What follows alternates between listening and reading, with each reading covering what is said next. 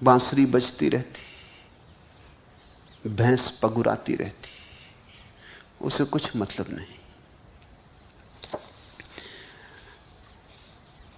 न कदाचित जगति अस्मिन् तत्वतो हंत खिद्दति यत एकेन तेनेदम पूर्णम ब्रह्मांड मंडलम। हंत शिष्य तत्वज्ञानी इस जगत में कभी खेद को नहीं प्राप्त होता, क्योंकि उसी एक से यह ब्रह्मांड मंडल पूर्ण है। यह वचन सीधा साधा है लेकिन बड़ा गहरा। शायद तुमने ज्यापाल सात्र का प्रसिद्ध वचन सुना हो, जिसमें सात्र कहता है द अदर इज हेल। दूसरा नरक है, दूसरे के कारण नरक है। जहां दूसरा है वहां कलह है। दूसरे की मौजूदगी ही कलह है। तो एक तो उपाय है, सस्ता उपाय, कि तुम दूसरे को छोड़ के भाग जाओ, लेकिन यह बड़ा सस्ता उपाय है, कहीं ज्यादा भाग ना सकोगे। मैंने सुना एक आदमी भाग गया, वो जाके बैठा एक झाड़ के नीचे, बड़ा निश्चिंत, कभी यहां पत्नी भी नहीं, बेटे भी नहीं, कोई सताने वाला नहीं। अब परम ध्यान करूंगा। एक कौए ने आके बीट कर दी। वो खड़ा हो गया नाराजगी में, उसने कहा हद हो गई, घर द्वार छोड़ के आए, ये कौआ आ गया। दूसरा तो कहीं भी मौजूद हो जाएगा।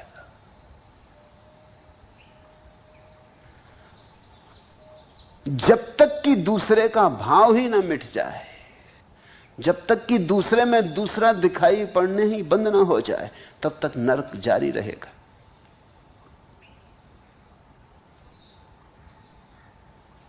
तुमने कभी ख्याल किया, तुम अकेले बैठे हो अपने कमरे में निश्चिंत भाव से, विश्राम की एक दशा में, अचानक किसी ने द्वार पर दस्तक दी। दस्तक होते ही तनाव पैदा हो जाता। वो विश्राम गया, कोई मेहमान आ गए। अब तुम कहते जरूर हो कि देख के आपको बड़े दर्शन हुए, बड़ा आनंद हुआ, गदगद हो गए, मगर तुम्हारे चेहरे से गदगदपन बिल्कुल पता नहीं चलता, न तुम्हारी आंखों में कुछ स्वागत दिखाई पड़ता। कहते हो लोकाचार के लिए, बिठा भी लेते हो। मुल्ला नसरुद्दीन के घर ऐसे ही एक दिन एक मेहमान आ गए, बकवासी हैं, वो घंटों बकवास करते हैं। मुल्ला ऊबने लगा, कई तरह से बहाने किए, कई दफे घड़ी देखी, मगर वो कुछ, कई दफे जुम्हाई ली, मगर जो दूसरों को उबाने में कुशल हो जाते, वो इन बातों की चिंता नहीं करते। वो तो प्राणपण से अपने कार्य में लगे रहते। वो तो लगा ही रहा, लगा ही रहा। आखिर मुल्ला ने कहा कि अब रात हुई जा रही है, आपको घर पहुंचने में देर होगी। तो बड़ी मजबूरी में वो उठा। उसने कहा कि हां, बात तो ठीक है, पत्नी भी राह देखती होगी, अब मैं चलूं। मुल्ला बड़े प्रसन्न हुए। वो उठा, 2 कदम लिए, टेबल के पास पहुंच के किताब उठा कर देखने लगा। मुल्ला ने कहा फिर एक झंझट। किताब उलट पलट के उसने वहां रखी किताब, फिर पैंतरा बदला और वापस लौट आया। और उसने कहा कि ऐसा याद आता है कि कुछ कहना चाहता था। मुल्ला ने कहा शायद नमस्ते तो नहीं कहना चाहते।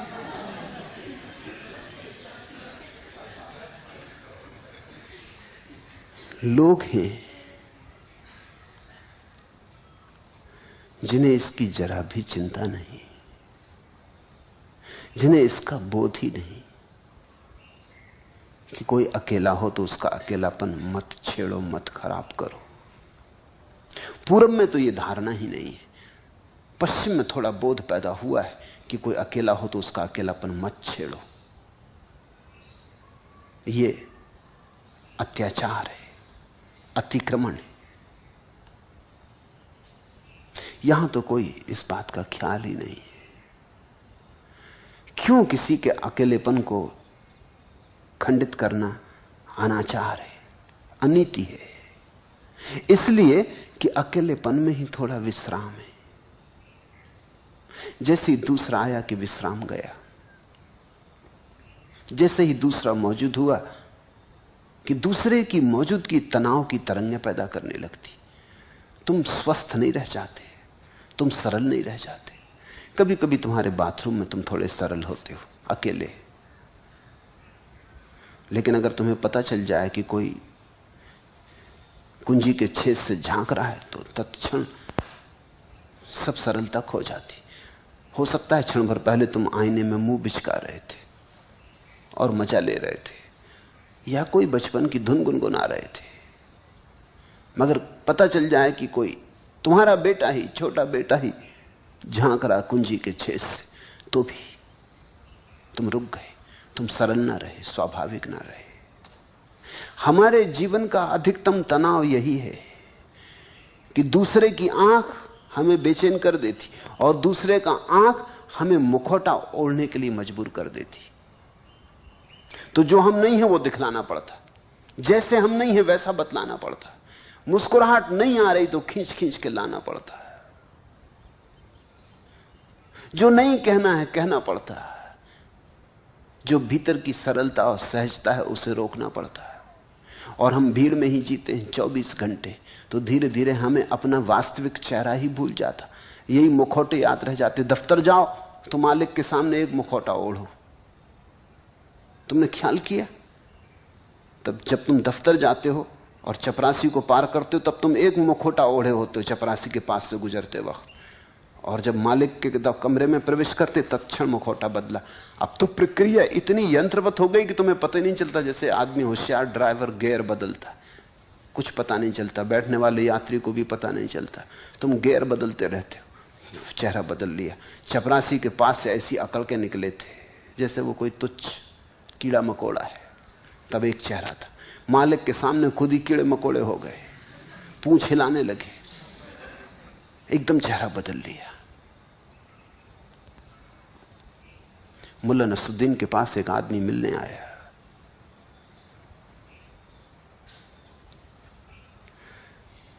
नसरुद्दीन को पता नहीं कौन है, तो उसने यह भी नहीं कहा कि बैठिए। हर किसी से तो कोई नहीं कह देता कि बैठिए, लोग तो हिसाब से चलते हैं। उस आदमी ने कहा शायद आपको पता नहीं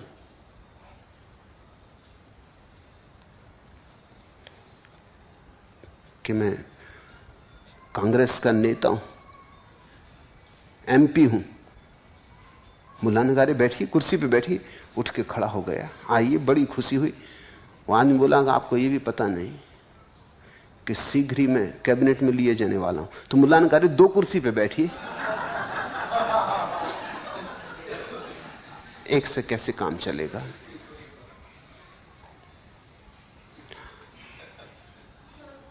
आदमी को देख के 24 घंटे हम चेहरे बदलते। घर आए तो पत्नी को देख के एक चेहरा, बेटे को देख के एक चेहरा।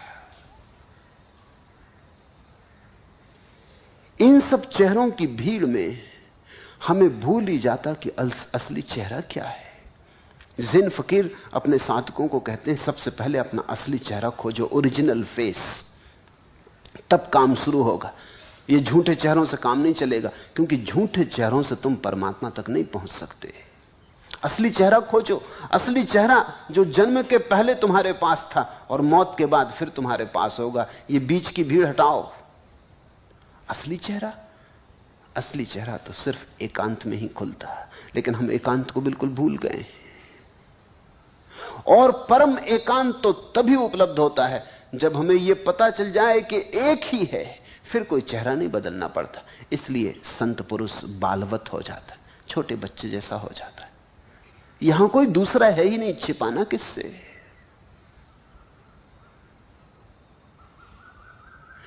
बचाना किससे? धोखा किसको देना? कपट किससे करना? कूटनीति कैसी, राजनीति कैसी? यहां एक ही है। ये तो ऐसे हुआ कि अपने बाएं हाथ से दाएं हाथ को कोई धोखा दे।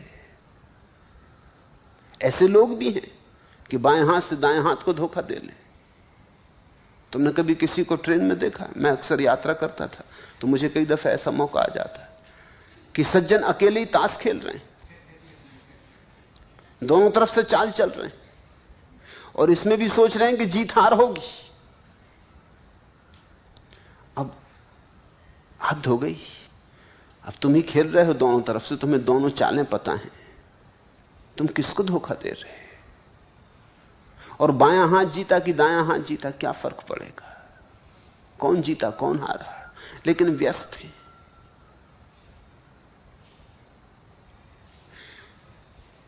जीवन हमारा एक प्रवंचना है, और प्रवंचना का मूल कारण यह है दूसरे की मौजूदगी। अब दूसरे की मौजूदगी हटाने के दो उपाय हैं। सस्ता उपाय तो कि तुम जंगल भाग जाओ, वो काम नहीं आता।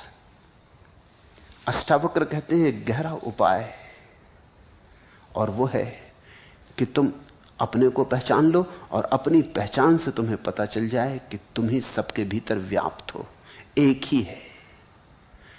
ये मैं और तू में जो प्रकट हो रहा बाएं दाएं हाथ की तरह, ये एक ही अस्तित्व के दो पंख हैं। फिर कोई धोखा नहीं है, फिर तुम निर्दोष हो जाओगे।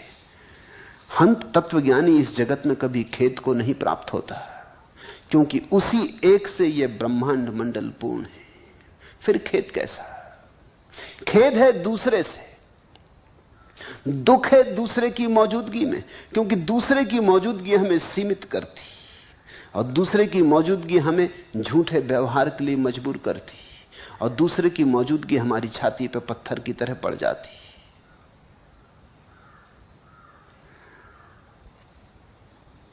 दूसरा है तो दुख है। अब दूसरे को कैसे मिटा दें? हम उपाय करते हैं जिंदगी में कई तरह से दूसरे को मिटाने के। तुम चाहे जान के करते हो चाहे अनजाने। तुमने देखा पति चेष्टा करता पत्नी को बिल्कुल मिटा दे, उसका कोई अस्तित्व न रह जाए, दासी बना दे। पतियों ने समझाया सदियों से कि हम परमेश्वर हैं, तुम दासी। पत्नियां भी कहती हैं कि ठीक। चिट्ठी वगैरह लिखती हैं तो उसमें लिखती हैं आपकी दासी, मगर उसका जो बदला लेती हैं 24 घंटे पति को दिखलाती रहती हैं कि समझ लो कौन है दास, कि आप तो परमेश्वर हो, कहती यही है, और खींचती रहती हैं टांग। एक दिन मुल्ला उसकी पत्नी में झगड़ा हो गया, भागी पत्नी मुल्ला के पीछे, जैसी उसकी आदत है मार दे, चीजें फेंक दे। तो वो घबरा के जल्दी से बिस्तर के नीचे घुस गया। तो पत्नी का निकल बाहर कायर कहीं का। मुल्ला ने कहा छोड़, कौन मुझे निकाल सकता है, इस घर का मालिक मैं हूं, जहां मर्जी होगी वहां बैठेंगे।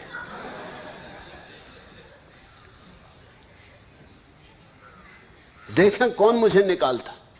पत्नी है जरा मोटी तगड़ी, वो बिस्तर के नीचे घुस नहीं सकती।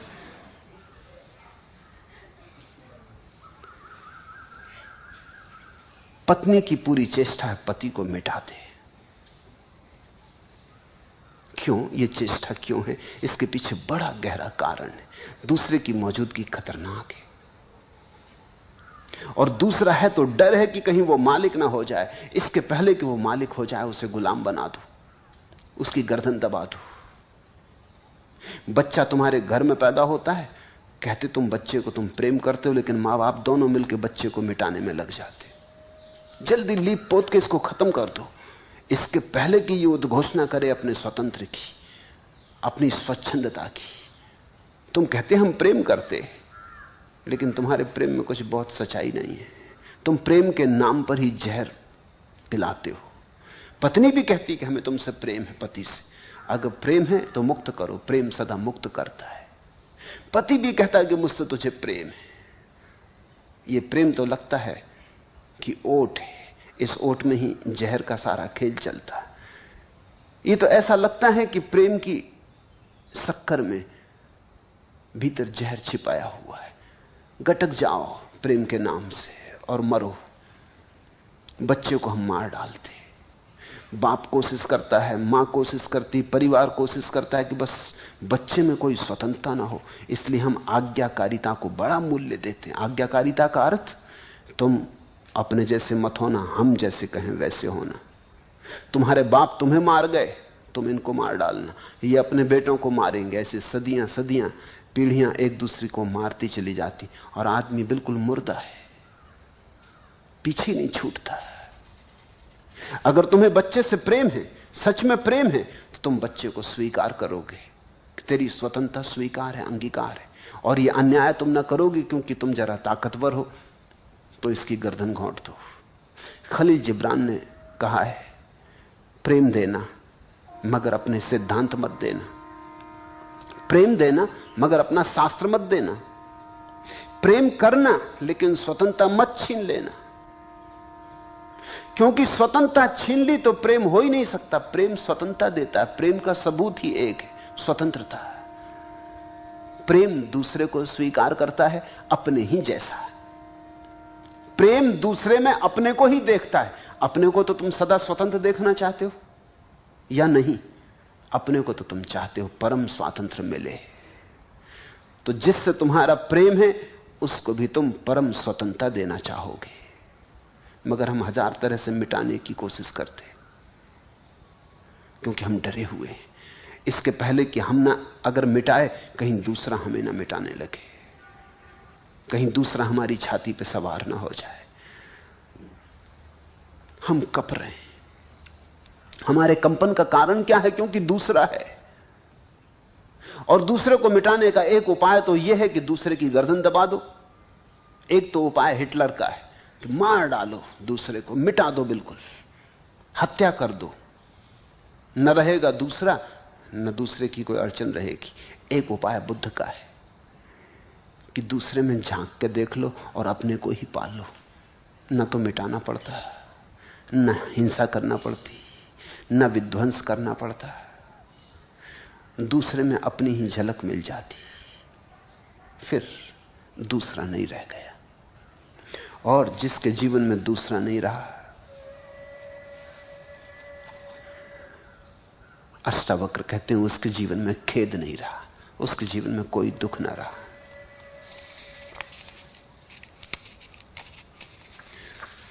अगर तुम इस एक की हवा को थोड़ा चलने दो, तुम्हारे जीवन में वसंत आ जाए, तुम्हारे जीवन में बड़ी सुरभि आ जाए। चल पड़ी चुपचाप सन सन सन हुआ, डालियों को यों चितानी सी लगी, आंख की कलियां अरी खोलो जरा, हिल स्वपतियों को जगानी सी लगी, पत्तियों की चुटकियां झड्डी बजा, डालियां कुछ ढुलमुलाने सी लगी, किस परम आनंद निधि के चरण पर विश्व सांसें गीत गाने सी लगी, जग उठा तरुवृंद जग सुन घोषणा, पंछियों में चहचहाहट मच गई, वायु का झोंका जहां आया वहां विश्व में क्यों सनसनाहट मच गई। जैसे सुबह हवा आती, फूलों को जगा देती, पत्तियों को छेड़ देती, हजार गीत उठा देती, सोएपन को गिरा देती, सपने बिखेर देती, एक जाग आ जाती सारे जगत में। ठीक ऐसी अगर तुम एक को देख लो तो तुम्हारे जीवन में एक अपूर्व गंध उठेगी, एक अपूर्व पवन आ जाएगा। तुम्हारी गंदगी, तुम्हारी बंधी हुई हवा, सड़ी हुई हवा से छुटकारा हो जाएगा। तुम्हारी सीमा गई, जहां तुमने एक को देखा असीम आने लगा, असीम की लहरें आने लगी। उन असीम की लहरों में ही सुख है, शांति है, चैन है। चिति छिति है अद्वैत, द्वैत में केवल उनका दर्शन, रूप अरूप नहीं प्रतिद्वंदी, बंधा बिंब से दर्पण। अचिर भूत में व्यक्त भूति में चिर अवधूत निरंजन, शब्द मुक्त पर शब्द युक्त है,